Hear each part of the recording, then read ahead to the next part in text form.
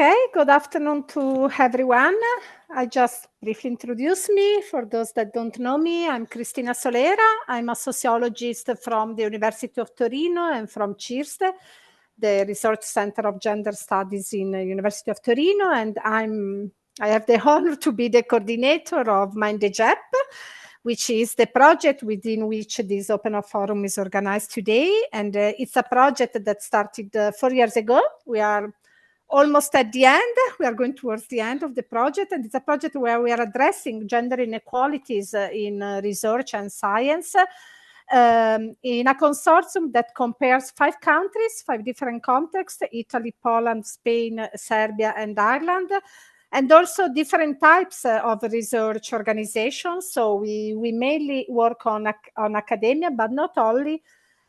Also not academic center and also not public center. So this is a richness to compare how gendered process might be different in not only in different context, institutional, cultural context, national, but also in different types of organization, public, private, academic or not.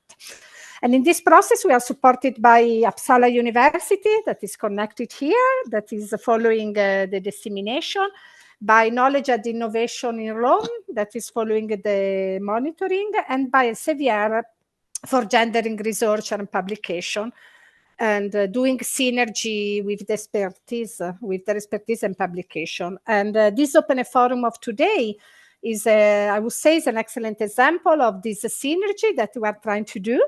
And so I'm very happy to open it and to say that today we shall reflect together under the issue of gendering research and publications. And as is shown in the agenda, maybe Fanny, you can go on. Okay.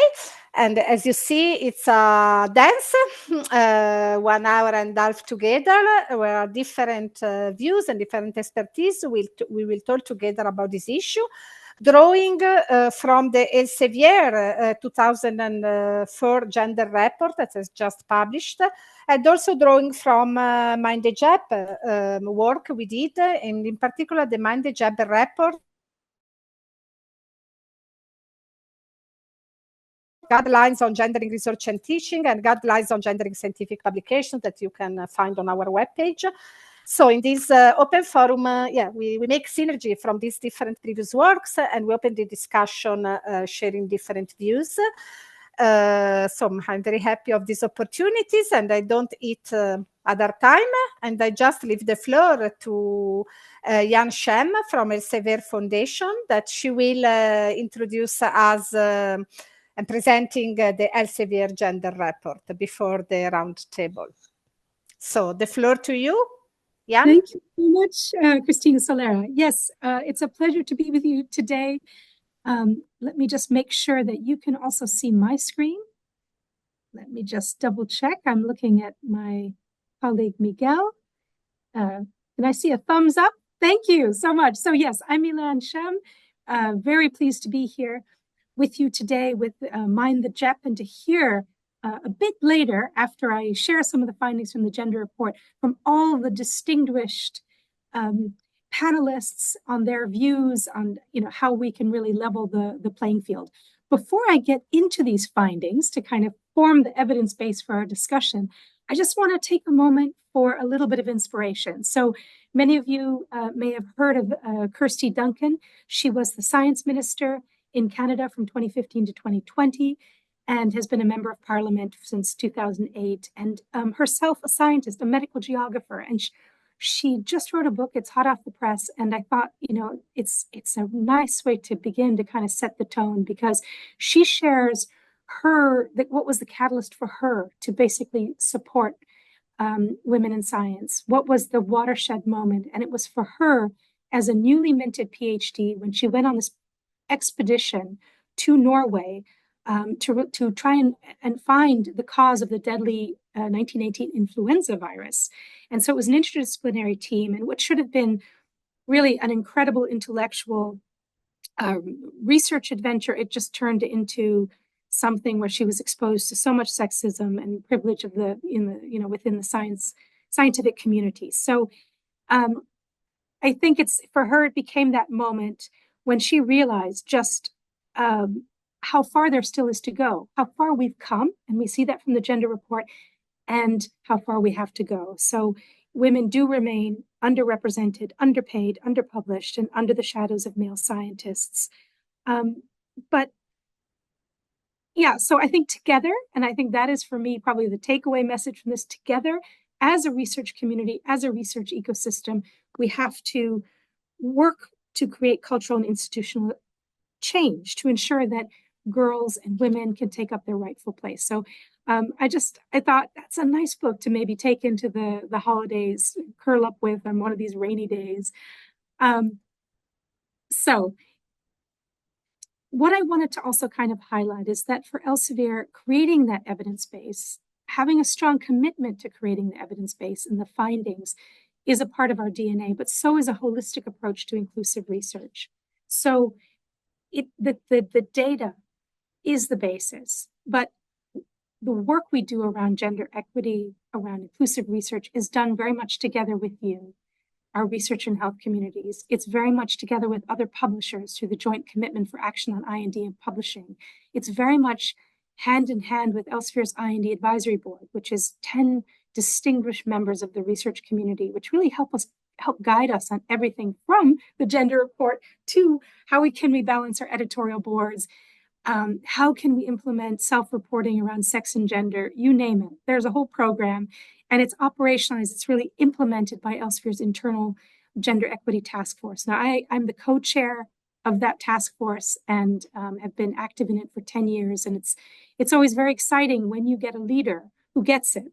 And so I wanted to include Kumsal Bayazit, our CEO at Elsevier here, because she's been with us, I believe, about 6-7 years now, and it's really been a game changer because you can have all the grassroots efforts in the world, but without that top-down leadership recognizing the importance of working on inclusive research and health, you won't get that far because real change requires change in the structures, adding gender fields and on and on and on. So it's made a difference.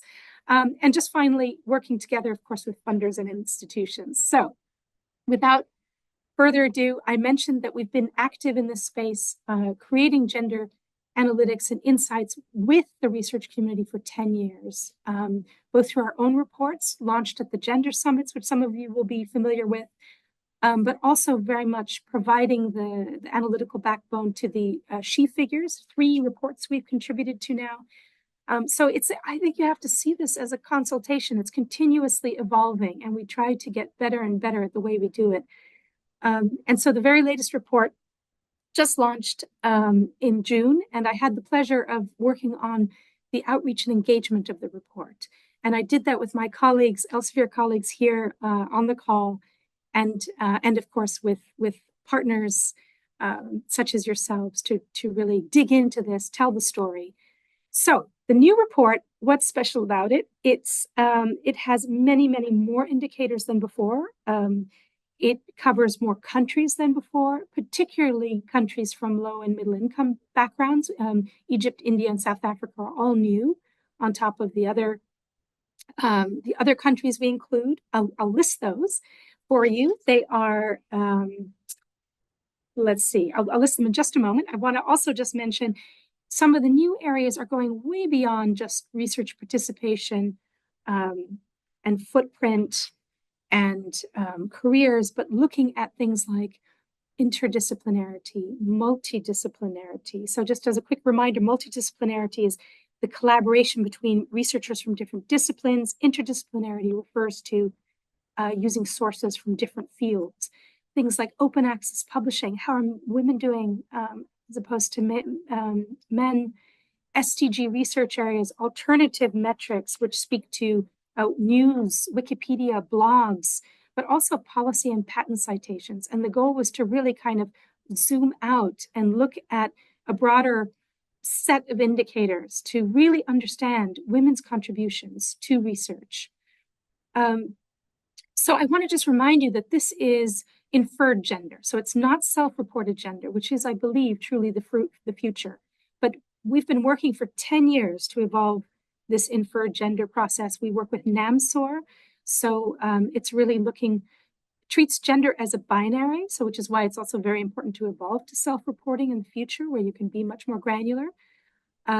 So inferring gender as woman or man, and it's really looking at first name and working only in countries where we have enough data and we have enough certainty to 85%.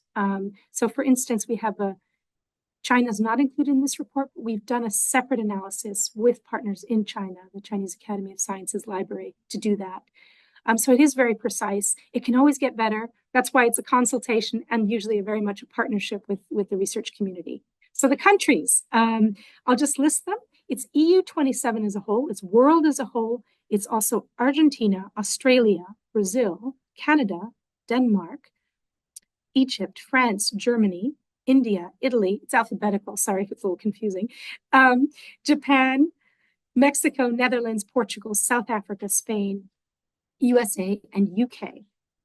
And I want to just note that what's new this time is also that there's a gender dashboard. So it's not just the report, which is a snapshot in time, but it's also the dashboard. So that means that all of you who love data can get in there and play around, can drill down, can look at, okay, what's happening in Italy, what's happening in, mid-career cohort, what about physics? You can really kind of play with different indicators and also fuel. Our goal is to also fuel more dialogue, more analyses, and continue refreshing it year to year. So it's definitely a steady commitment. So quick top line of the key findings. What we see here is that 20 years ago, women were only 34% of researchers and 15% were senior researchers. So we have grown to 41% globally, 42% in Europe, and about 30% at senior level. So you're seeing a doubling at the senior level, which is very positive. Now, quick reminder, representation doesn't equate to equality. You have some countries where you have parity, absolute parity, but it doesn't mean that the senior positions are held by women. So, but these are positive top line numbers. We're seeing grant funding also increasing, although slowly. We're seeing women researchers also exhibit notable strengths. So areas like policy citations, multidisciplinary research, SDG research areas, and also gaining traction in media citations, everywhere except Wikipedia, which is another discussion. But all these metrics that I mentioned, they really indicate a commitment to societal impact, which is something I want to highlight in a moment. So this is good news, but what we're also seeing is that progress remains uneven across traditional indicators. So things like output, citations, grants, and these are critical for career progression. And so you're also seeing underrepresentation of women across more of the STEM fields. So one of the findings, and I'll get to that towards the end, but one of the findings is really that the report highlights the need to evolve traditional academic evaluation metrics. So we mustn't just look at those narrow band of indicators used to evaluate performance, but also the timeframes applied. So, if we want to foster a more diverse research culture, we need to be looking at things like societal impact, especially if we want research that's going to move forward the SDGs. And so I think part of this call is also a call to investigate further into the root causes of gender disparity and the implementation of policies that prioritize diverse teams. Now, we have some fantastic experts for the panel, so we're hoping they'll help us unveil and dig into a lot of these things. What I'd like to do now is just share some of these findings in a little bit more detail. So this gives you a quick overview to see the steady improvements that have been made. And what you see actually is that women's participation in the research workforce is quite varied by country region. But you do see that Spanish and Portuguese-speaking countries do very, very well. And that's quite exciting. Portugal and Argentina, about 52% of active researchers are women. You also see some countries that have made progress over the last 2 decades, but they're in a different phase. Their baseline was much lower. So Japan researchers were just 22%. But in our last gender report in 2020, they were at 16%. There's definitely progress here. Egypt, 30%, India, 33%. It's just different baseline. So if you look at the compound annual growth rate of these 20 countries and regions over the last 20 years, you can see that without exception, all are making progress. It's just that some have a faster growth rate. I want to just call out Denmark, the Netherlands, Germany, India, Egypt, and Japan. So, and you can see we've indicated that 40 to 60% parity zone. And again, quick reminder that it doesn't mean, that you're actually talking about representation at the most senior levels, but it is encouraging, absolutely. So if we look at the average number of papers, we also see that the output gap has pretty much remained the same over the past 2 decades, and that is discouraging, but I'll just continue sharing a couple more areas. We also see that there's a real spread in representation of women authors by career stage. So largest, of course, early career researchers, no surprise to anyone here, and then a steady decline to the advanced career stage. And this is a general overview. Obviously, it varies discipline to discipline, but what you do see here is that tired phrase, the leaky pipeline, or some people call it the braided river, referring to you can have different careers, but it is definitely there if you look at all the discipline areas as a whole. So we need to think about, again, no surprise, but how to support early in career, mid-career researchers so we really fill that funnel. Moving on, not only are there differences in representation across career stages, but also disciplines. We see, it's kind of an unequal progress. So physical sciences only at 33% now. And women's representation in fields of mathematics, engineering, computer science, they're definitely increasing, but they are not projected to reach parity with men until 2052. And that's just chilling. There definitely needs to be some massive work done here. So that's a projection that's made. So we can have discussions around that, but it is the case right now based on this data from that projection. So in this view, you can see the ASJC, the Scopus All Science Journal classification. It gives you a bit more of a granular view. Women are well represented in health sciences, so nursing, psychology, immunology, and microbiology, but they remain underrepresented across multiple STEM fields. We also continue to see citation gaps. So if you look at the FWCI, the article field weighted citation impact of active authors, women are less cited than men across 17 of the categories. So on average, the gap is small. If you average it all, it's 2%. But you do see a pattern here. And if you look at the 17 categories where women are less cited, it's about a 5% gap. And the largest citation gaps are in computer science, that's at 15%, earth and planetary sciences, 11%, mathematics, 9%. But you also see some real triumphs. You see women get more citations in health professions, that's plus 14%, and veterinary at 8%. We also see that the rest of the areas for women are have positive gaps of plus 2%. So if so there's definitely lots of positive and reasonable news here. Okay, then if we look at patent citations, as of 2022, women only appear as filers on 3%. So women-only teams, 3%. Now that is also quite dispiriting. 26% are mixed teams, but this is a space that we could really talk about for a while. How can we make the innovation ecosystem more inclusive? What can we do to ensure that women with all the, researchers with all the creativity and the ideas are finding their way to patents, to innovation systems? So it's a good one for the discussion. And now for some positive news. Women have made definite gains in several countries, quite a few countries being awarded grant funding. So Portugal is, I think, the first country to reach parity among grant awardees.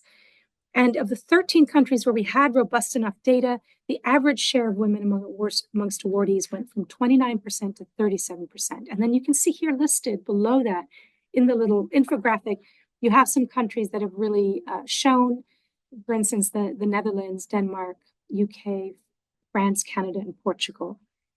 I do want to note that while women have increased their presence amongst awardees, but they're also a larger share of active authors in these countries. So they still represent a smaller than expected share of awardees in most countries, except for the Netherlands. Moving on to SDGs, we see significant gains. So we're getting more into the positive news. I wanted to, move towards the positive here. We're seeing notable participation rates across most of the SDGs over the last 4 years, of 2018 to 2022 timeframe we mapped. Women rank highest in SDG 4, that's education, gender equality, no surprise, reduced inequalities, SDG 10, and peace and justice, SDG 16. So the number of SDGs where parity has been reached has increased from 4 to 13. So I think that's definitely good news. And as a reminder, in this multidisciplinary research area, it's really critical because multidisciplinary research is crucial to solving more complex challenges, and it's an area where women really do shine. So 10 of the 17 SDGs, women engage in more multidisciplinary research than men. And women's progress is especially marked when assessed using indicators around societal impact. So this goes back to, broadening our idea of the research evaluation. Then if we look at policy citations, we're also seeing that women are cited more in policies than research.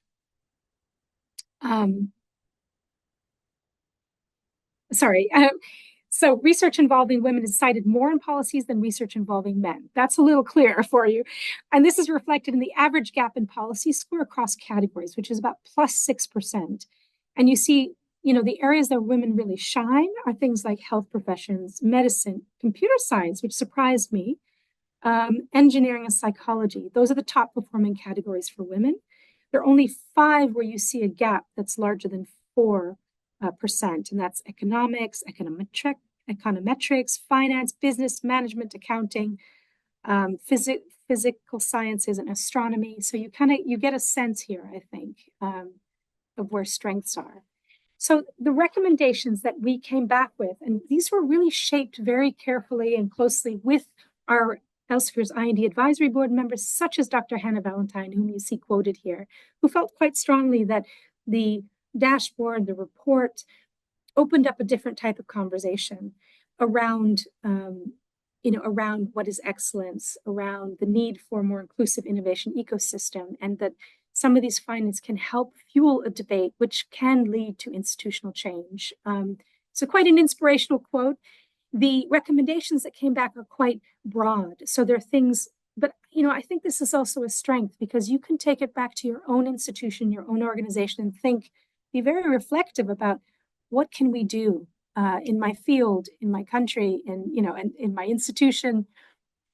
So accelerating commitments and actions towards greater gender equity, the leaky pipeline, so focusing on early career researchers, incentive structures around the innovation value chain, but also broadening indicators, and then the crucial importance of continuing to collect data.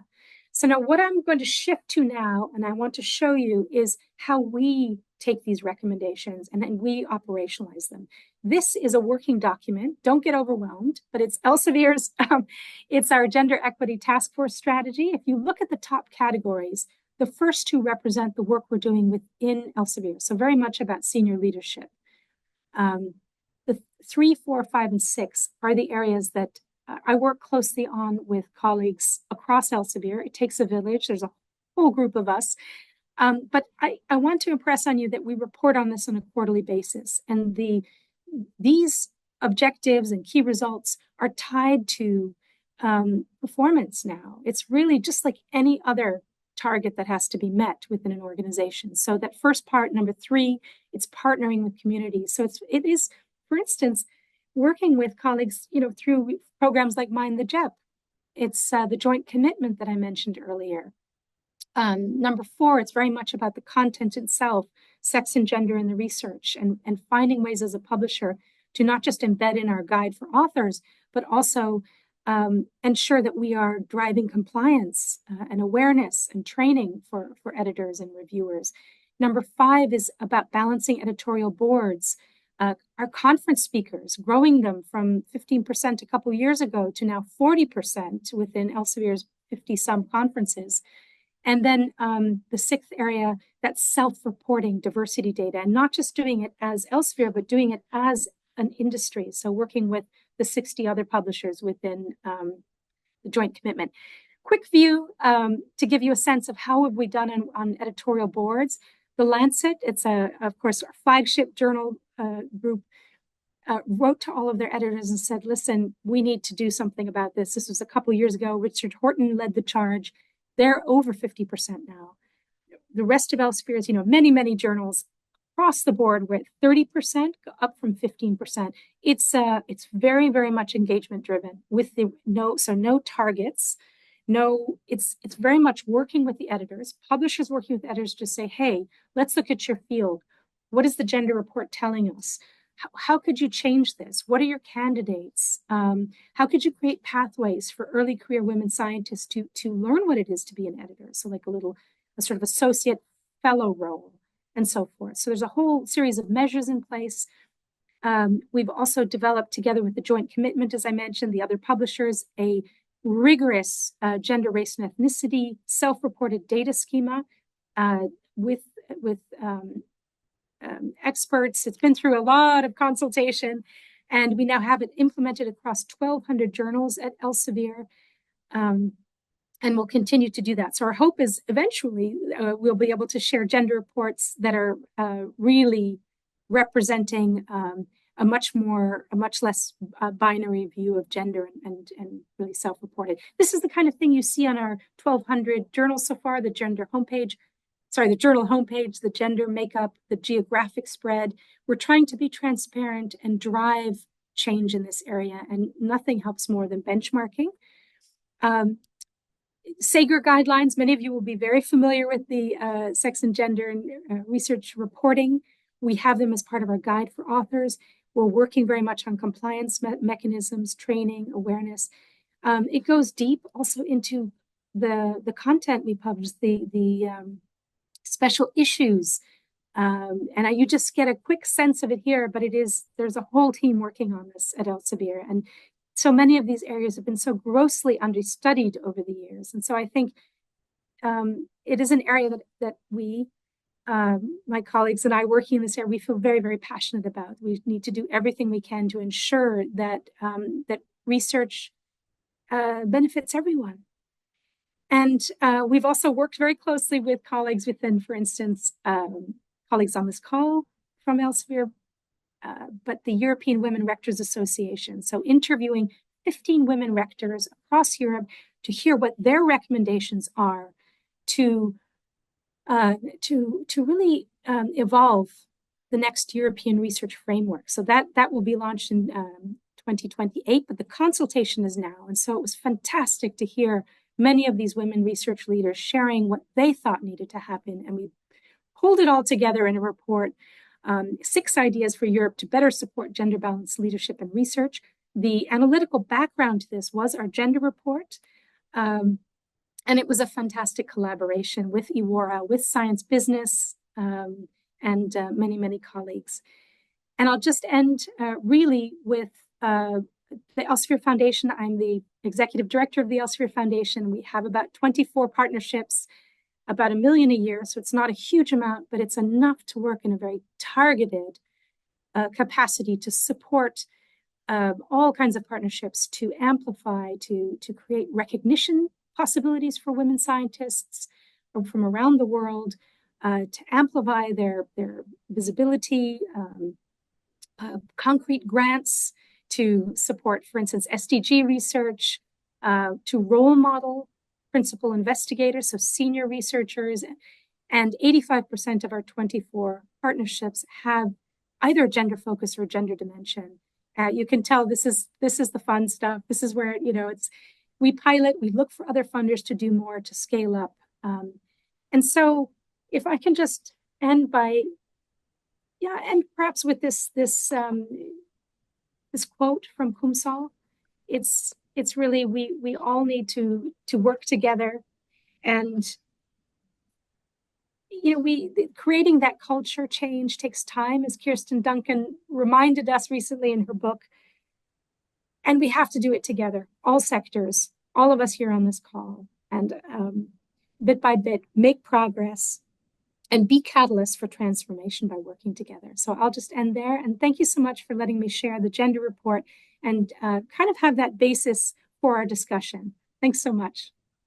Super. Thank you so much, Ylann. Now to the next part of this discussion, which is the panel discussion on equality in focus, steps forward, inclusive progress. My name is Max Voegler. I'm a colleague of Ylann's at Elsevier, where I work as Vice President for Global Strategic Networks within Central Europe.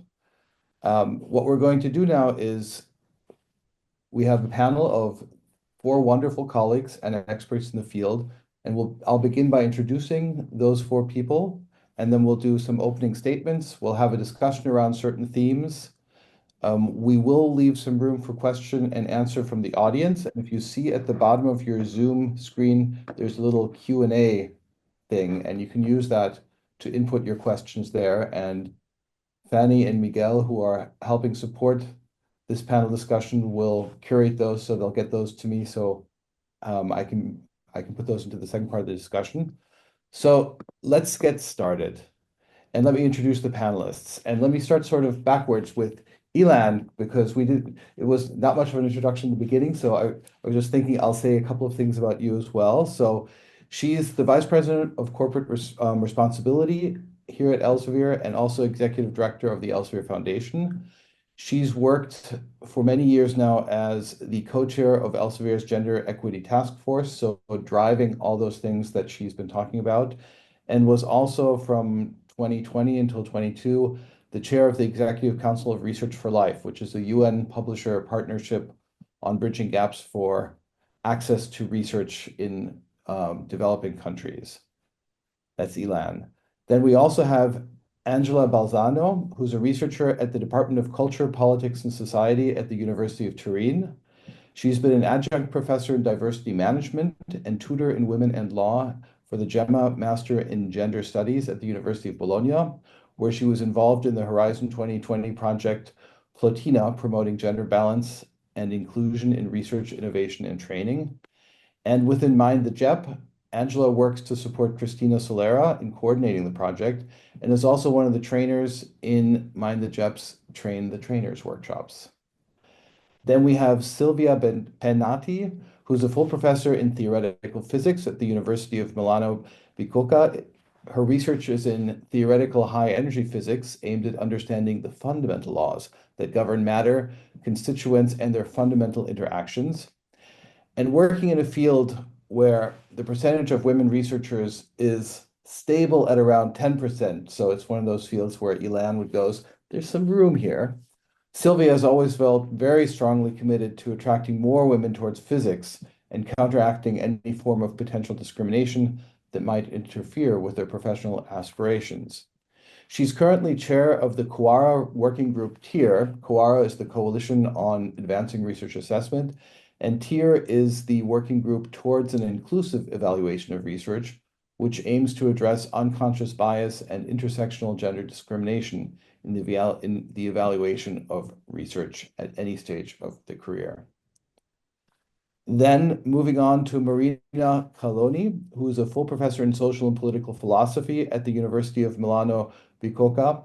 She's the deputy president of the Italian Society of Political Philosophy and also a delegate of the rector of international cooperation at that university. She's the director of the Departmental Research Center Ragsia, I hope I'm saying that right, concerning issues of public concerns, and of the center ADV, which is Against Domestic Violence. She worked at the University of Frankfurt under Jürgen Habermas and was the senior researcher and director of the International Network on Research on Gender at the London School of Economics.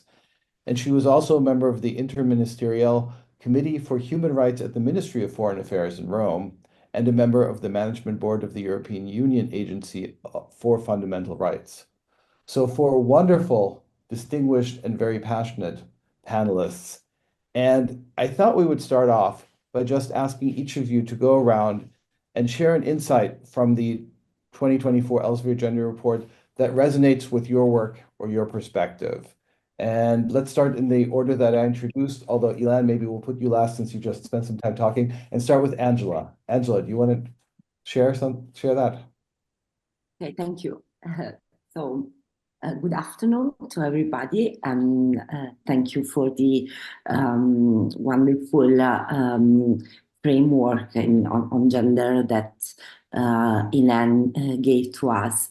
So I would start as MINDtheGEP member, saying that we share the data-driven approach characterizing Elsevier efforts toward gender equality.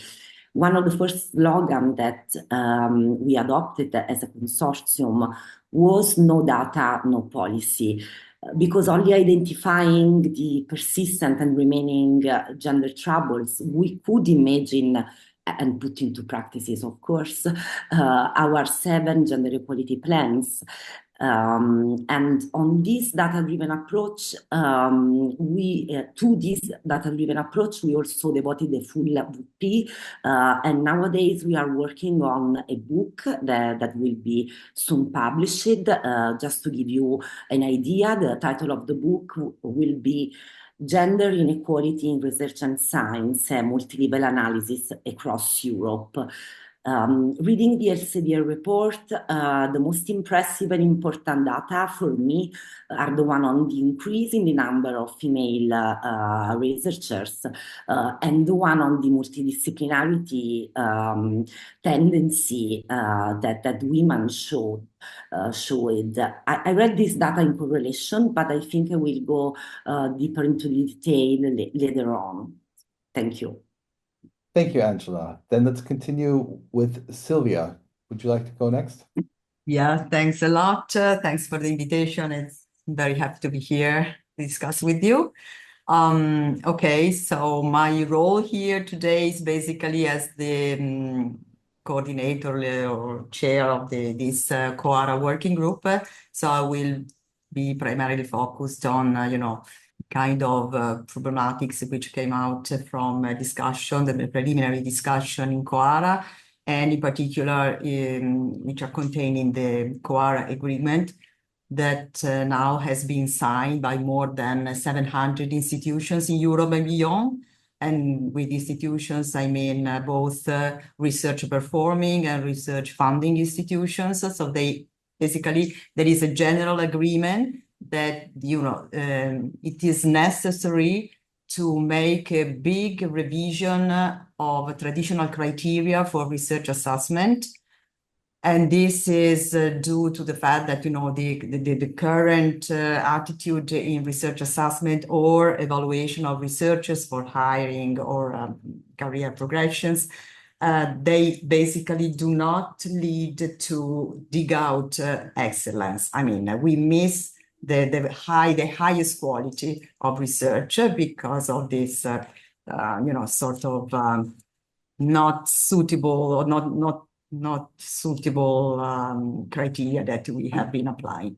Within this general revision, with this general discussion, we think that it is extremely important to introduce the gender dimension, and more generally, I would say the diversity dimension, because we know that many problems that come out from, basically evaluation, which leads eventually to the spectrum of researchers that we have, the spectrum of different percentage of women and men at different level of careers, come from kind of criteria that we apply in evaluating people. And if these criteria contain inside sort of bias, any kind of bias, of course, this may distort the distribution. So our primary attitude in COARA is, through this working group, is to basically study, discuss a revision of criteria, but towards, in order to obtain a more inclusive evaluation procedures. And inclusiveness, as Ylann mentioned already, should imply diversity. And when we talk about diversity, diversity means diversity in science, but also diversity in people doing science. And in fact, it's a matter of fact that, if you have more inclusion and more diversity, this will certainly help maximizing research quality and giving out excellence. So my main concern today, of course, regards the numbers that Ylann already reported. And I must say that I'm very happy that the average numbers are promising and encouraging. But unfortunately, as my community realizes, is that, these numbers are really average numbers, but unfortunately, there are still some, communities where the numbers are very bad, really very bad. And mine is, unfortunately, one of those. And therefore, we have to ask ourselves, what is the problem? What is the reason? And I think, this is my main statement here, is that, one of the main reasons for this low percentage of women, in particular in STEM disciplines, can be traced back to the existence of biases in traditional practices for evaluation, in particular gender bias. So the point here, my main question today, how can we change the evaluation practices in order to mitigate this kind of biases? Super. Thank you so much, Sylvia. That's a great way, because I think those are exactly the things we want to talk about in the discussion. Let's move on then to Marina and your opening statement. Marina, you're on mute. So. Thank you very much for inviting me in, Cristina Solera and her team, as well as Elsevier teams. So as said, I'm working in social and political philosophy, but also in gender studies. That is about the fight against gender-based violence. And I think this is a matter also in science about harassment and mobbing. And I would like now to focus mainly on the qualitative part of the report. It is not only a matter of quantitative issues, that is biometrics, but what the number say about the situation of women inside, because there is a persistent problem also in the underrepresentation of women in STEAM, as said also by my colleague Silvia Penati, but it's not only merely a matter of increasing number, that is a progress in relation to the past, because I think that is a matter of fostering what we call a fully egalitarian democracy, one of the value of democracy and as cornerstone of scientific progress. My contribution to this discussion aims to move beyond simply addressing discrimination, which remains essential. It is also explores the broader challenges women scientists encounter. These challenges often stem from the structures of normal science, as already mentioned, which tend to privilege established norms over innovation and inclusivity. Addressing these systemic issues is not just about equity, it is about improving science itself and by extension society as a whole.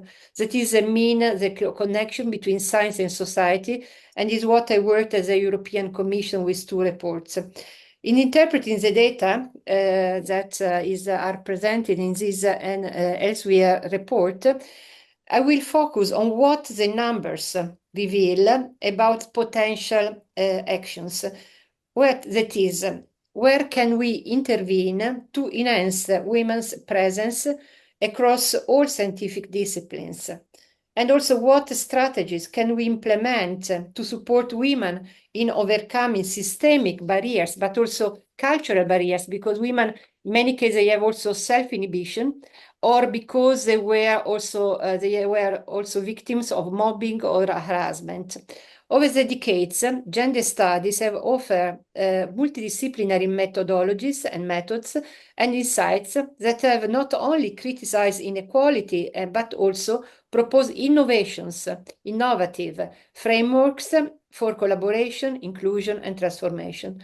These approaches, that is multidisciplinary approaches, should inform how we can reimagine also scientific spaces, not only to amplify women's contributions, but also to redefine what progress looks like in research and innovation. What is progress? I'm a philosopher, you know. To conclude, the underrepresentation of women in science is not simply a gap to be fulfilled. It is a call to rethink how we structure and value knowledge production, that is in a knowledge society. By embracing this opportunity to act through policy changes, mentorship programs, and fostering inclusive research environments, we can ensure that the contributions of women scientists drive not only gender equity in terms of numeric terms, but also the advance of science in service of a better society. That is, how could we improve our common life on this planet?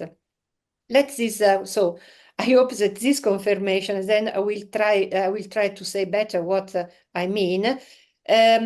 So it has to turn into action. So I'm also waiting for pragmatic also outputs after this research, and also after the MINDtheGEPs by our Turin colleagues. Thank you very much.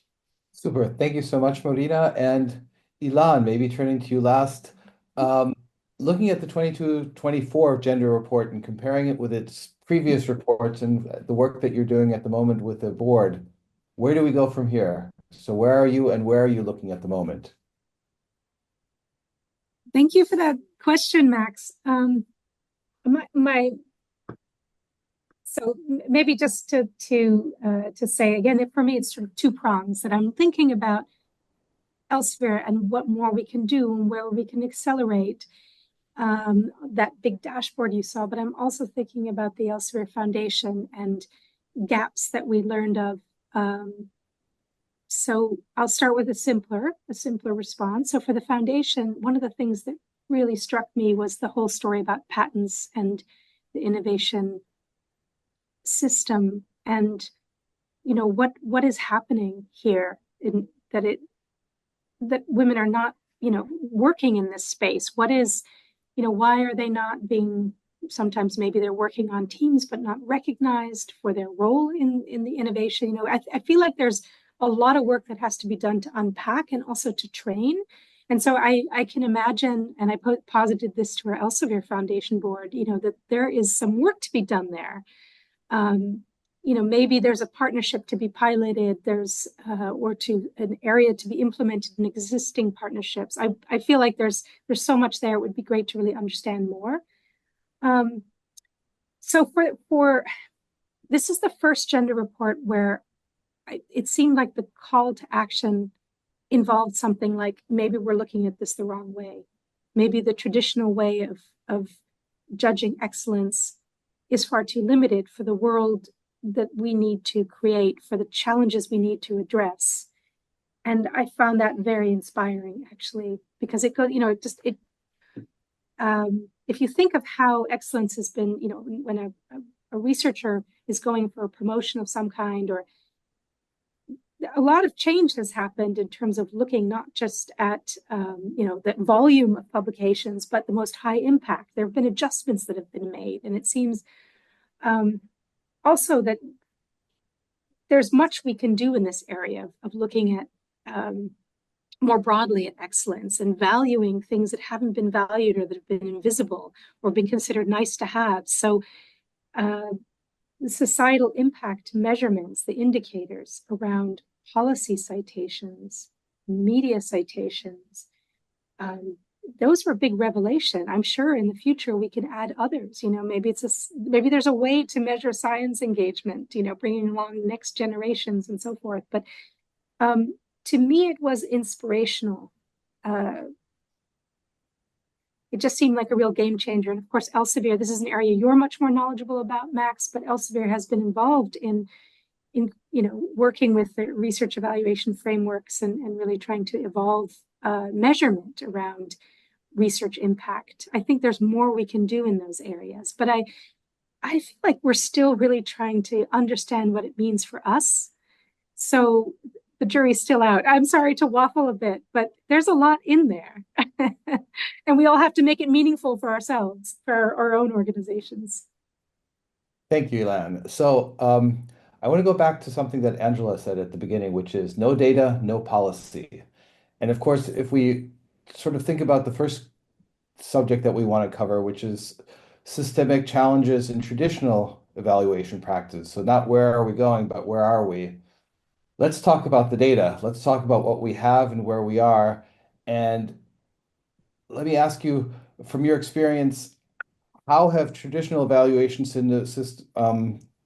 systems within research institutions, within whether it's tenure or whether it's in other processes, hindered or affected, to put it more neutrally, gender equality? What are the types of things that you see? And maybe Sylvia, should we start with you, since this is something so top of mind for what you're doing? And then Angela and Marina, you can add, and Ylann. Okay, so I will tell you something. Okay, so let me talk about what I was mentioning earlier, how we can improve criteria for research assessment and for evaluation of researchers in terms of going towards a more inclusive and a valorization, I would say, of the diversity in science. We are all basically affected by biases, and biases may prevent us to implement such a nice politics in evaluation.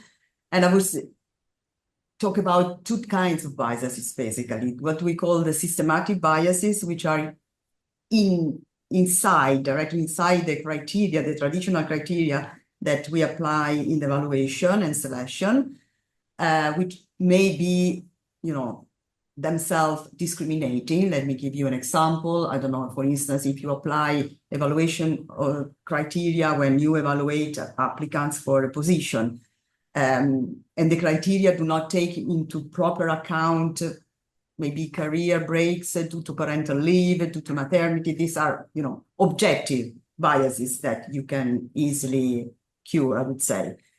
So this is the easy part of biases that we can, of course, work on easily, because they are more objective. I mean, you can easily find it out.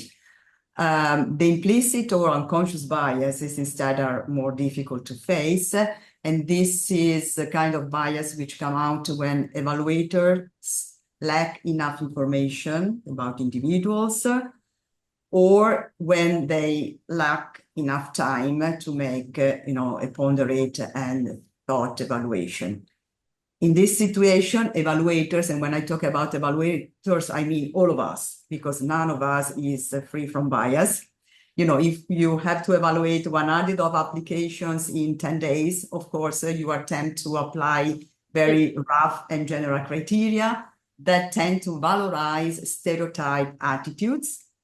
And when I talk about stereotype attitudes, in particular in science, I mean typically masculine attitudes towards research, because we know that there is a masculine way of doing, or let's say, a male way of doing research and a female way of doing research. We know that very well. And this is what may be source of bias if it is not accepted by the community.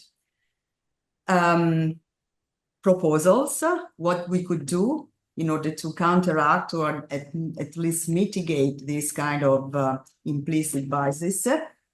This is what we have been working on within COARA, and starting from the assumption that any kind of research assessment, any kind of evaluation of researchers has to be based on peer review.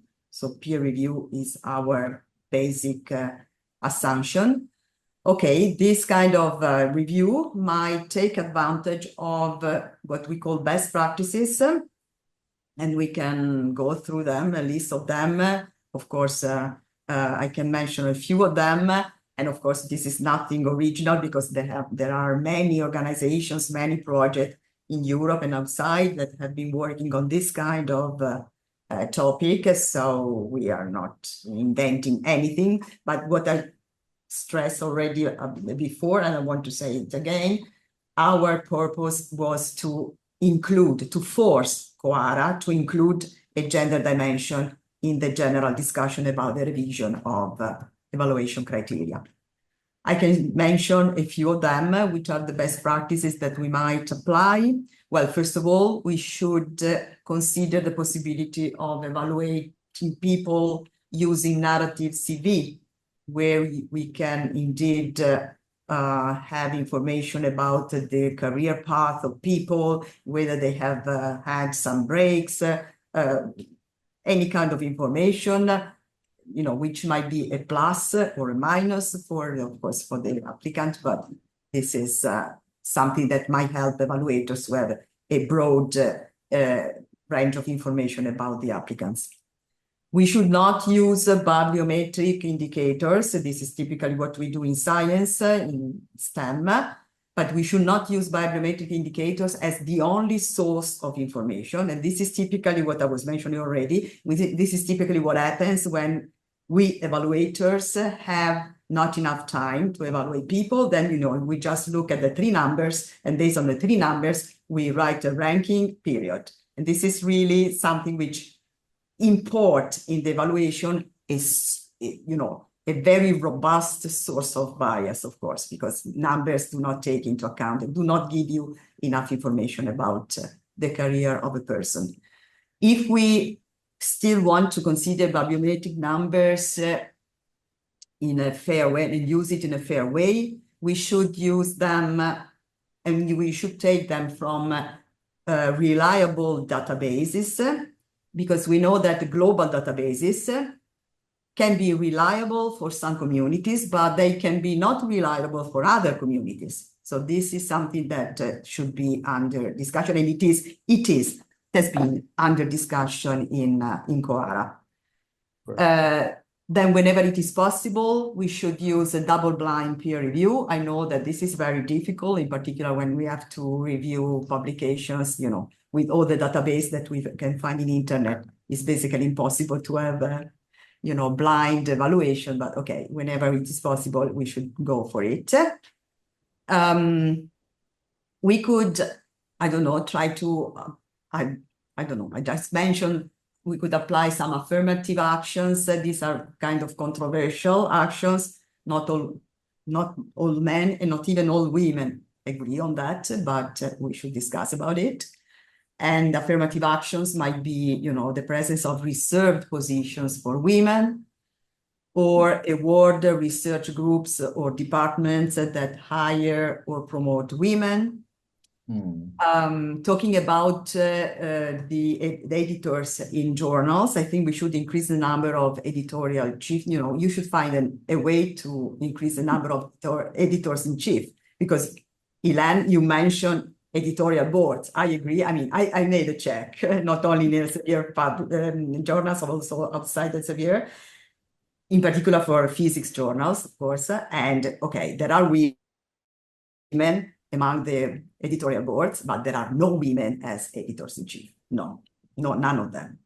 So I don't know if there is a way to, somehow impose by hand an increase in this number. And, okay, these are just examples of course, best practices that if we apply them all together, maybe we can reach some. Sylvia, thank you so much. Let me stop you there so that we make sure that we have time for everybody to contribute here. Maybe I'll move next to Marina and ask, in the work that you do addressing systemic issues such as domestic violence, broader social challenges, what insights do you see or could change in terms of institutional structures that reinforce gender inequality that we should consider in such structures, in such discussions? Thank you very much, Max, for your question. So I want to focus mainly on the outputs of your report, and to go back to the interpretation of data, not only on quantitative terms, but also in qualitative terms. One issue which emerges in your report is the issue of normal science and the presence of old boys networks. Because I think that the key challenge for women in STEM is the persistence of normal science, that is a framework which often values hyper-specialization and so also linear progression, also over interdisciplinary and socially relevant approaches. So how do we have to struggle against this old boys network? Because this model also show also patriarchal also norms, perpetuates also the dominance of old boys networks that marginalize also women and their contributions. These networks restrict also access to resources, recognition and opportunities, reinforcing also a cycle of exclusion. I remember the case of the Nobel laureate in genetics, Barbara McClintock, who developed the thesis of the jumping genes. And it was needed 20 years before the recognition of her very revolutionary work, because she did not belong to the old boys network. So I think that because sometimes revolutionary discovery of women are neglected because they are not normal, they do not belong to normal science and networks. And I think that this is show also how women are often overlooked in favor of male counterpartners, even when their contribution are groundbreaking. So is the way how we can recognize also the revolutionary point of view of women, which in many cases is gendered, also related by standpoint theory, as Angela will say later. This systematic bias underscores the urgent need also to question what we define as scientific knowledge and who decides its criteria of the scientific excellence. And so we have also in the Italian evaluation also of curricula. I remember that a colleague of mine, who was very much recognized an expert in gender studies, but she couldn't become associate professor because it was not recognized her work. So also how we have to recognize excellence.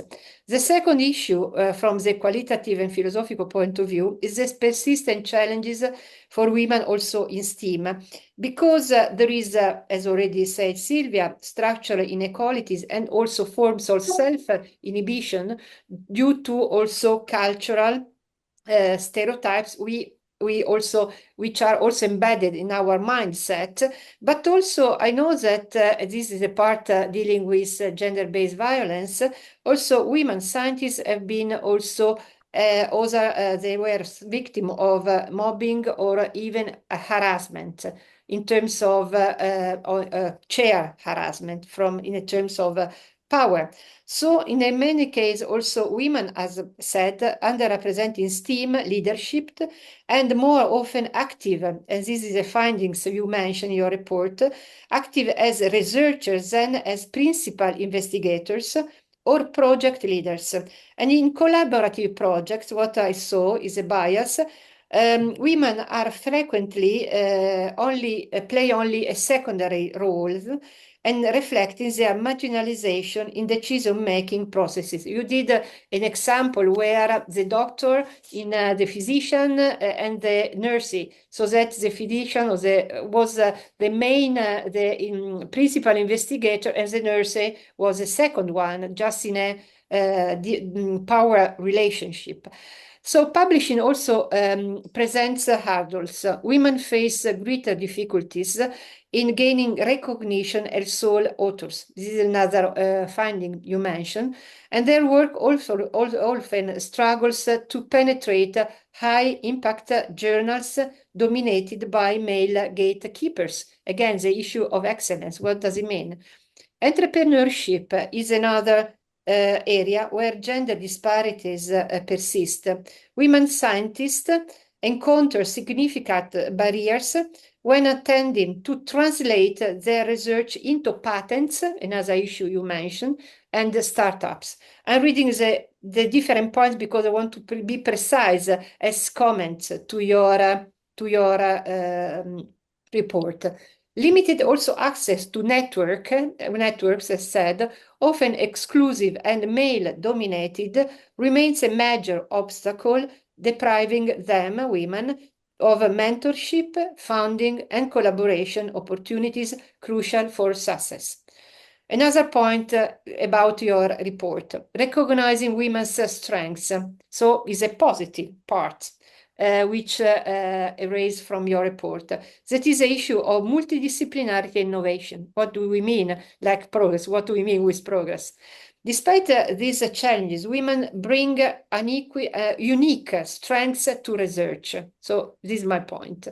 One standout quality is their preference for multidisciplinarity and interdisciplinary approaches. Women's ability to integrate diverse perspectives stems partly from societal expectations of multitasking, but also reflects a deeper understanding of complexity. Women understand complexity. And women's ability to integrate this different part makes also a special excellence to women research, which is often neglected. This perspective of multidisciplinarity is vital in tackling global challenges, like in the case of COVID-19 pandemic, which demanded insights from biology to sociology, economics, and beyond. This multidimensional approach challenges the traditional focus of normal science on narrow specialization. I think that we cannot have only narrow specialization. It called for a redefinition of excellence, as said, not as a mastery of a single field, but as an ability to address complex, interconnected problems holistically, in a holistic way, as you said before. Women's contributions also demonstrate that excellence must also encompass social relevance, inclusivity, and adaptability. Another point in a positive way, innovation beyond technology, the role of women. Innovation is often also equated with technological advancement. However, also women in STEAM have shown that true innovation extends beyond machines and algorithms to include social transformation. So it's a matter of social innovation.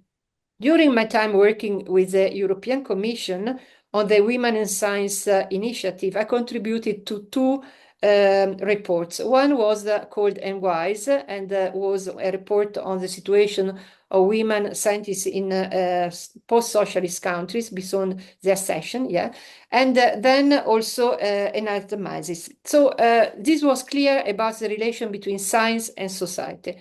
Women, science, and society. So, that is very important. Another point that you mentioned that women also are very much good in publishing text on policy. So, because women also in political terms, they have shown that in many cases for the improvement of welfare state, policy were neglected. So this is another very important point that is not only gender-based, but has to do with the experience of women just to improve politics. And so it's the same also with economics, because we see that also the presence of women in the boards of, some companies have improved also the quality of this. So, just concluding, I am for a holistic vision of science where we can have also, a broader idea of social innovation, excellence, broadening the concept also of excellence, and also addressing structural inequalities. We can create so a more inclusive and transformative scientific community working together. And I think that the concrete experience of women is crucial, but excluded from the normal science. Thank you. Thanks, Marina. That was wonderful. So let me continue to Angela and go back to no data, no policy. You've been working in this field now for the past couple of years on the Horizon 2020 and the current project now with MINDtheGEP. What practices do you see that are having a positive influence at institutions? When we're thinking about these barriers, we also have to think about how to get past them. So what's been your experience there? Okay, to be honest, I didn't expect this question, but I can try to answer, of course. I'm everything a little bit off balance so that we're moving. No, I mean, I can remind all the actions elaborated and implemented for the 2 gender equality plan in which I was involved with. The first one was in the University of Bologna, and now there is the second one in the University of Turin. And of course, I had the occasion to think together 2 obstacles and elaborate together with great teams in both cases, Bologna and Turin, at least possible solutions. I also participated in 2 different qualitative and quantitative data gathering because, as I mentioned before, before the implementation phase of a gender equality plan, there must be a complete study to understand the context and to elaborate solutions that are suitable for that context, because not all the research performed organizations are the same or share the same context. There can be different problems, so different solutions should be provided. Given this highly presence of differences, what I have seen in the different research performing organizations that I had the chance to meet up to now is that the structural actions are the most effective ones. Even if in the University of Turin we like to say that we adopt a mixed strategy, both cultural and structural action, I must admit that changing structures, changing the center, the research performing organization structure is more effective because it really changed the quality of life of our lives. Let's do a couple of examples. In the University of Bologna, we opened a lactation room. This weird object in the Italian university. For me, it wasn't nothing new because I had the opportunity to study in Utrecht with Rosi Braidotti, and the lactation. There was a plenty of lactation room, but in Italy was this weird object. You know, we have to negotiate it a lot with our governance and so on. But after, when we submitted a survey, of course, to women and people that used the lactation room, we could really touch how we changing, improving the lives of our professors and researchers. And in the University of Turin, there is another important structural action that goes into the direction that Silvia Penati mentioned before, the award for the department that hire more female associate and full professor. It's a sort of award. I can share the link to the gender equality plan of the University of Turin later if you want to go deeper into the detail of the action. But really, our governance accepted this proposal, and Cristina Solera can also add to this if she wants, because she strongly believed in the need of this action. We were afraid at the beginning, you know, of the gender fatigue reaction, like are you really again proposing a measure like pink quotas? Yes, I mean, it's not a proper pink quota, but it's an affirmative action, of course. We want to award the department that help women to become full professor, because there is an evidence, no data, no policy, you know, because we have the evidence that at the parity of CV, women must wait for more and more if compared to men. So we, at the end, we are not more afraid. Instead, we are very happy of obtaining that action in our gender equality plan. Of course, we also organize and promote a lot of cultural actions. Tomorrow, we will have the Empower Lab, for example, the Design Empowerment Lab devoted to early career researchers, and there we work on contents, we work on the genderization, the genderizing of science in its contents too. So the better is a mixed strategy, cultural and structural action, of course, but always remember that we really need to sustain real needs. We are not only talking about, you know, the universal aim of gender equality. We are also talking about the quality of our lives in the research performing organizations. So I don't know if I have enough time or if I already. No, wonderful. That was great. And let's continue because we have about 20 minutes left. I also want to get to the audience, and I want to remind those of you who are in the audience that you can ask questions in the Q&A. I think we have one question so far, but there's room for more. And maybe, Ylann, to get back to some of the things that you presented at the beginning, because I mean, where Angela stopped now in terms of how do you create a basket of indicators that is more indicative of what we mean by excellence. I mean, we've heard this, I think, from Marina and from several of our panelists. We need to better define and broaden what it means to do excellent research, to do good science. So what have you seen in the conversations you've had with the community about the report over the past half year or so in terms of what resonates in that approach? I mean, you talked about multidisciplinarity. You talked about things like patent data, where we see that there's not many women participating, and then things like looking at policy or at societal impact, where the participation for women is higher than men even. So what have you seen? What do you want to add to the discussion then? And then I think we'll move to a round where each of you can react to the things that the others have said, and then we'll move to the audience questions. Yeah, and so there have been kind of two moments this year that were really quite thrilling. One of them was working with other Elsevier colleagues to interview the women rectors.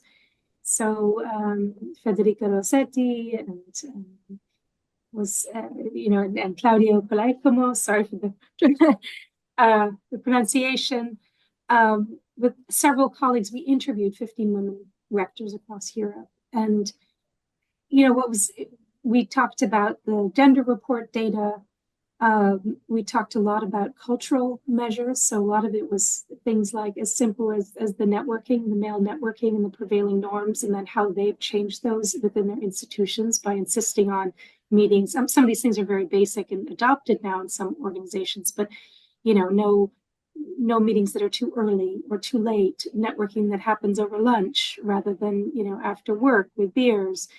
And it was, I think what was really struck me was with those conversations is the rectors who were able to start measuring things. And I do apologize if I'm saying rather obvious things or repeating things, but the ones who could measure, like Gulshun Salamar, who headed the Iwara network for many, many years, she was able to drive those numbers of full professors up and STEM professors up because she was able to show her male colleagues what the leadership, what the numbers were. And so it was in a very, not in a confrontational way, but in a very sort of engagement-driven way, like how are we going to do this together? And so I think the data, but also the consultative collaborative approach, which isn't always possible, of course. You're really changing. It can be threatening, but I was, much like this group, I was very impressed by just the nuanced responses to the data and the need for, the call for more data. And I think that's just it. If I think of Elsevier, that with the dashboard, and we took out some of the numbers, but you got the sense of what we're trying to measure. The more we measure, the more difficult it gets, because the more you realize you have to refine and make it more and more nuanced, and you're getting somewhere. You start with assigned gender data, and very quickly you realize this is so faulty. We need to create a new system. We need to work with experts to create the new gender, race, and ethnicity schema. It keeps going on and on. So I think I'm always aware of how imperfect it is. But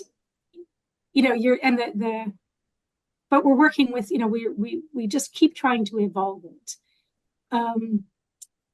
Yeah, and then we also I interviewed 5 of the IND board members for about the report, 5 of the 10, and that was also fascinating because they were very excited by the data, in the sense that this is going to help us make the case that we've been trying to make for so long about research evaluation, about what is excellence. It's going to be very useful in this effort. And I'm sorry if I don't know if I'm answering your question, but Wonderful. It's I feel like this gender report, this dashboard, it's now happening. It's happening through discussions like this, So what can you do with it? What are the gaps? What do we need to be measuring going forward? I'm always aware of how imperfect it is. And I'm looking forward to the day where we can work with all those other publishers to ensure that we are reporting with self-reported data, for instance, and no longer using inferred gender. So yes, data is always imperfect, but we need to have it, and we need to keep improving it, and we need the nuanced responses such as yours to really understand, the limitations and the strengths of it. Super. Thank you, Ylann. And now let's maybe open it up to the panel and give each of you the opportunity to ask questions or comment on some of the things that the other panelists have said. I don't want to put anybody on the spot. Are there things that you want to bring out? Maybe just to comment on what Sylvia said about the physics professors, so very concrete. So with the Lancet numbers, remember that we had the Elsevier journals at 30%, and the Lancet was at 54%. Well, so several years ago, Richard Horton, who is of course a star, he wrote to all the editors of the Lancet journals, the male editor-in-chiefs, and he said, listen, you've been doing this a long time. This is what we're trying to do. Let's do this together. Would you consider stepping down? And I think probably something like what I heard was just only one person said no, but like 95% said of course. And here are some great candidates. So he was able, in a very leadership-driven way, to do this. Maybe we need to have some, to in certain fields, maybe on the editorial boards, we need to be working in this way to really address things. And I think there's always this debate. When you look at an editorial board, are you trying to reflect the percentage, what is currently in the field, or are you trying to be much more ambitious than that? So, but thank you for that suggestion, Sylvia. Okay. If I can add just a brief comment, of course, I mean, the main point, what we're saying is obvious. I mean, the main point is to try to find the right ways to raise awareness among the scientific communities, because, I can imagine why my men colleagues think that it is okay that there are no women as editors-in-chief, for instance. I don't even mention why, but we should really try to induce sort of a cultural change. Cultural change, as Marina was saying, should happen at the level of the whole society, but we should start at least in our little communities and see what we can reach, and then maybe try to go outside. Yeah. Okay. Thanks. Angela, Marina, do you all have also questions or comments to add? Want to go back to the fact that we as scholars, we are evaluated as a researcher, we are evaluated as teachers, and we are evaluated about our social engagement. I mean, also the importance of science in society, and so the value for transformation. Also, it's a matter of transfer of our knowledge. What does it mean to transfer? Also in a broader society. So it's very important, the scientific communication, because we saw during the pandemic where you put together a scientist and the influencer, and the influencer had more impact over the scientist. So what is very important is also the scientific communication. What I didn't see in your report also is this impact, because is what is called the third pillar, as the European Union says about the third mission, not only teaching, research, but also third mission, and also the collaboration also with institutions, NGOs, and so on. In terms of the fact that we have to deal with also our the products of our work. So of course, starting for our societies, I mean, scientific society changing it, what is also doing not as a STEAM scholar, but as a political philosopher, because you know that also philosophy, if you see the presence of women in the philosophical sections like logics, science, philosophy, like also the STEAM, the number, there is also this segregation also in philosophy, because philosophy was meant as something where men thinks and women, they are not able to be big thinkers. So we have all together just to struggle against these stereotypes. But as said, we are evaluated also in terms of performance, and we are evaluated on 3 levels. And on the basis of this evaluation, also in Italy, but at least I know also in other international and European universities get money also from the high evaluation of 3 pillars. So how could you measure also this impact for transformations, technological transfer, social transfer, but also to transform our community in itself, thanks also to cross-borderness, of what we are doing also with Silvia, Angela, and the Turing colleagues. That is just to make transdisciplinary also networks in terms also of good practices, saying what we are doing. So I think that the evaluation could be broader.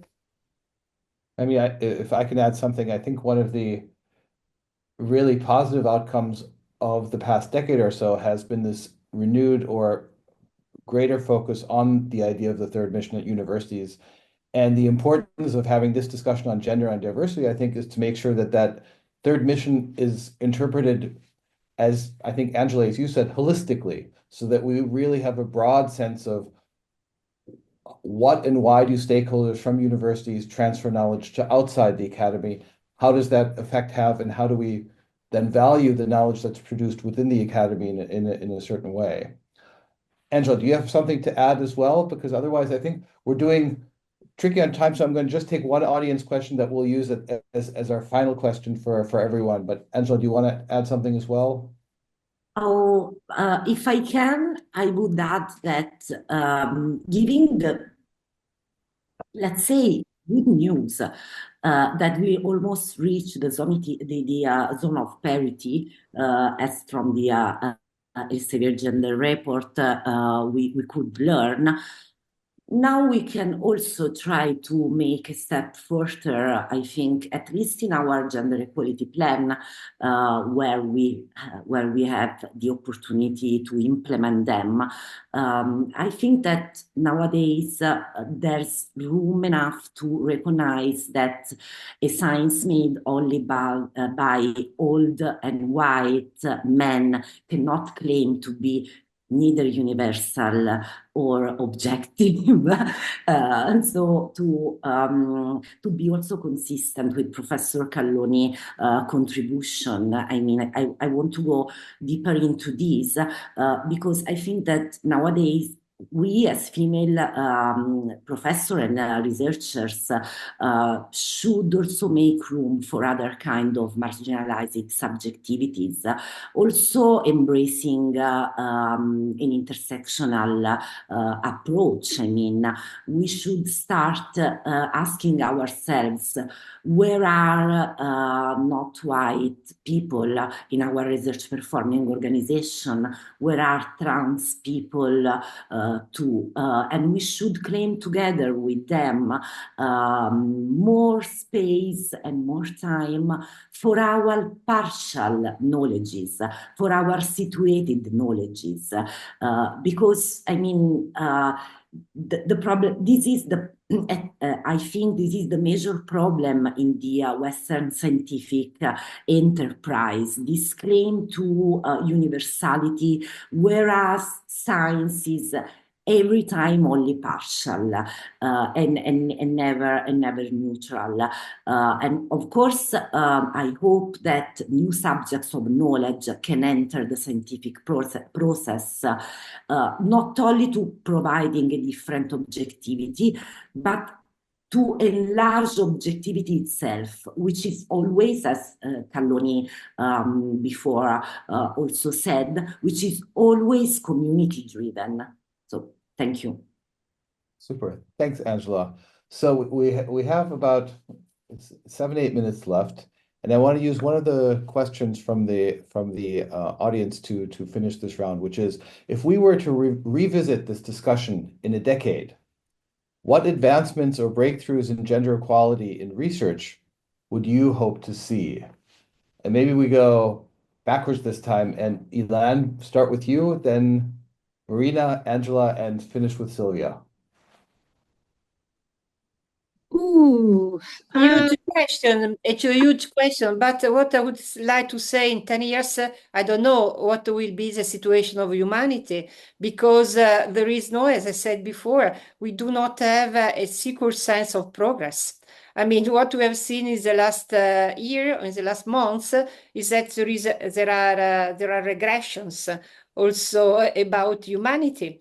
So I'm not pessimistic, but what I see in terms of gender rights, there is a backlash in terms of abortion, in terms of social economic rights. So, I mean, we do not, unfortunately, we cannot think that it will be better. Also, the report says that there is progress in terms in relation to the past. What I would see, is it a hope or an utopia, Max? What you are asking me? It's a matter of utopia, of a concrete utopia, or okay, I can finish with a quotation by Gramsci. È necessario il pessimismo della ragione e l'ottimismo della volontà. We have to think about the pessimism of reason and the optimism of will.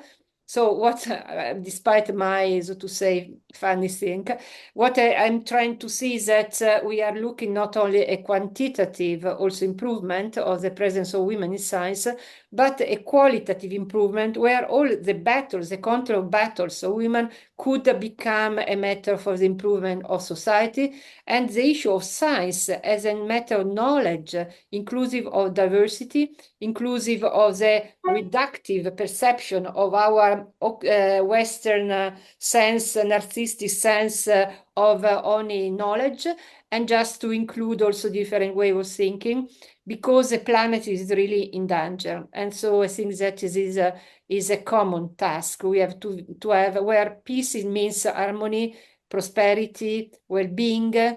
And so I think is the way I understand myself as scholars and active citizen, and I mean, or feminist, as you want to say. Thank you. Powerful. Very nice, Maria. Thank you. Who wants to go next? I'll go next. Take a stab. So I think we're getting critical mass in a lot of areas and a lot of countries. And, you know, the next step is, if you take, for instance, the Spanish and Portuguese speaking countries where you had such nice numbers of researchers, but that it's really moving into those senior leadership, that you can really see it reflected in the senior researchers leadership of universities, and on and on. So I think that will be the next frontier. I also wanted to note that in countries that have created gender action plans for science and for research, so for instance, Elizabeth Politzer, who's on our IND board, has led a lot of gender summits, and it's been 24 now. But the ones that have been most successful have had the Ministry of Science and Technology serve as the host. For instance, in the Netherlands in 2019, they created a whole gender action plan. And it really meant that you had different groups around the table and that there was ownership. And you could see that the number of grants went up by 17% in the last few years. And, I'm not saying I'd love to see every single country having a gender action plan, reporting on it, and really committing to it at the highest levels. Yeah, I hope that's not a utopia, but that's just progress in the normal way. Progress. Angela, Sylvia? Yeah, okay. So I must first, Sylvia, you said Sylvia? Yeah, okay. So I must say that unfortunately I have to share a little bit of pessimism with Marina. I mean, I subscribe what she said, of course, but so in this perspective, I do not expect much from institutions. On top of that, I should be even more pessimistic, because if I look at the numbers in STEM disciplines and physics, not only physics, math, numbers have not been changing in the last 10 years. There is no increase in the number of women. So, I would be tempted to say, okay, probably in the next decade, nothing will happen. However, let me say something optimistic. It's true that the numbers are not changing, but when we were young women entering research, we were basically invisible. We were not allowed to speak. We were not allowed to show up. Today, the same number of young women, they are not invisible because they stand up and they speak. They say, hey, hello, I'm here. I'm doing great physics. Read my paper. Of course, we help them a lot because we are doing, not only me, I mean, I want to acknowledge the activity of my colleagues, or my women colleagues. We are doing a beautiful activity in mentoring young women, young researchers. But in this respect, I see really a great difference. So presumably in 10 years from now, something will happen. Great. Thanks, Sylvia. Angela?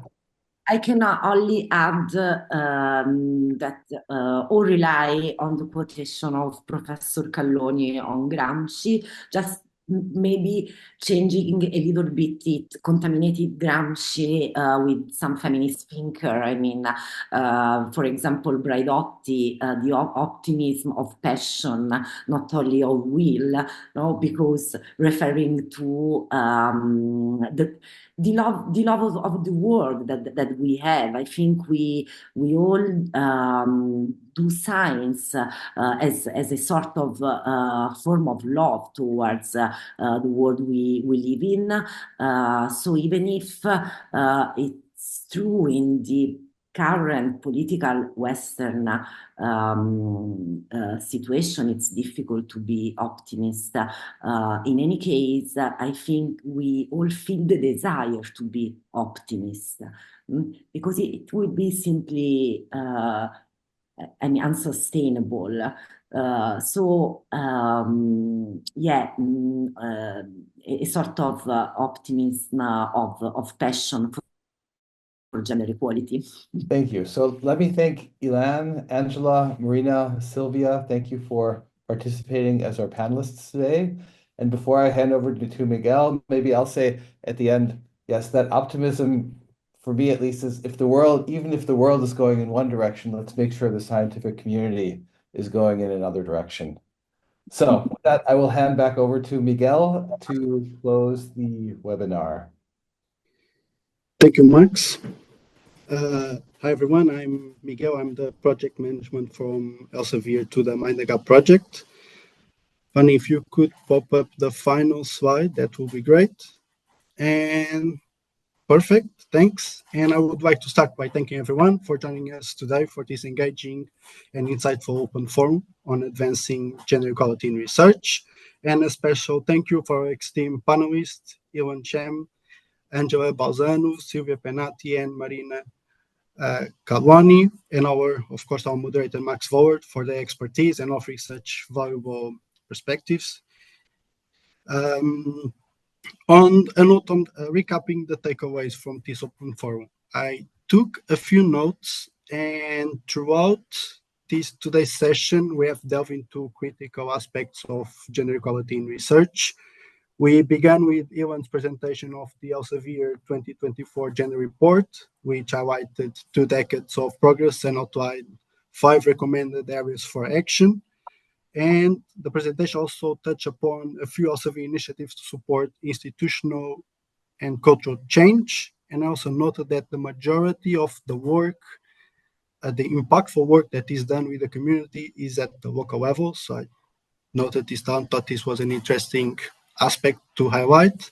We moved then to the roundtable discussion, and we addressed 3 themes. The first one focused on understanding the systemic challenges in traditional evaluation practices, and the insights shared included the impact of biases and limitations of current criteria of research assessment. There was a note between systemic objective bias versus implicit and conscious bias.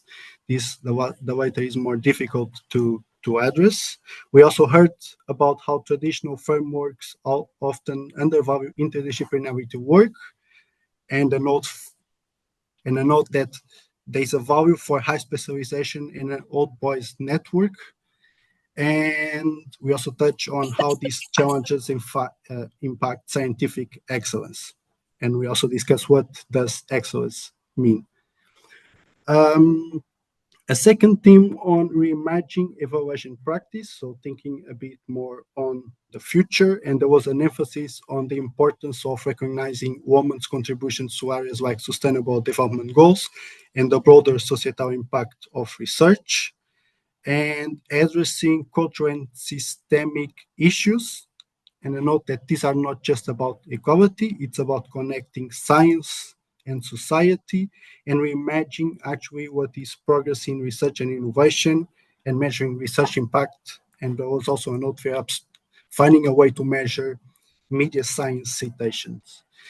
A final theme that we touch upon in this roundtable was advancing career visibility for women, and there was a focus on improving recognition and rewards for departments that hire women professors for interdisciplinarity work, and also a note to contributions that are not directly linked to profit. A mention to having a pink quota, saying that this is not about having the pink quota itself, it's about an affirmative action, and a call for more data. The more we measure, the more we need to refine and curate the data, and this data will help then make the case for further diversity and quality in research evaluation. And finally, a note on science communication. The value for transformation is a matter of transmitting our knowledge, and also I found this very interesting that it's true, but I found this commentary test that the TikTok influencer has more impact than a researcher. And another note on the third mission of universities, the value of knowledge that is produced in academia. So all in all, these discussions remind us that collaboration, institutional reform, and tools like gender equality plans are essential to foster long-term and sustainable change. And with this said, I want to highlight and share with you our project and communication materials. In the QR code, you can access to our results page of our website. And I encourage you to reflect on the ideas we shared today. We will share the recording of today's event soon, along with the report summarizing the discussion. And also in the website, through the QR code, you can check the gender equality plans that were developed within the scope of the MINDtheGEPs project, and then you can find more information about the areas that we are focusing on and how these plans have been developed. So now moving to the right side of the screen, don't miss our next open forum on December 5th, where we will discuss strategies for achieving gender balance in recruitment, retention, and career progression. And two more notes on the final event and output of the Mind the Gap project. So we are developing, as Cristina and then Angela mentioned, we are developing a book proposal titled Gender Inequality in Research and Science, a multi-level analysis across Europe. And this will be the final output of the project, and we hope to publish this in the second quarter of 2025. I hope this is correct. Cristina, feel free to jump in. And the final conference is set to take place in Rome on May 27 next year, and this event will be open to the public and will feature multiple conversations on the themes that we have discussed today, but also the target areas of the project. So stay tuned for more updates as we finalize the details of these initiatives. And for my closing note, thank you again for being part of this important conversation. Achieving gender equality in research isn't just an institutional goal, it's something we all share responsibility for. And together, working with the community, we can create a more inclusive and equitable future. So this being said, take care, and we look forward to seeing you at our future events. Thank you, everybody.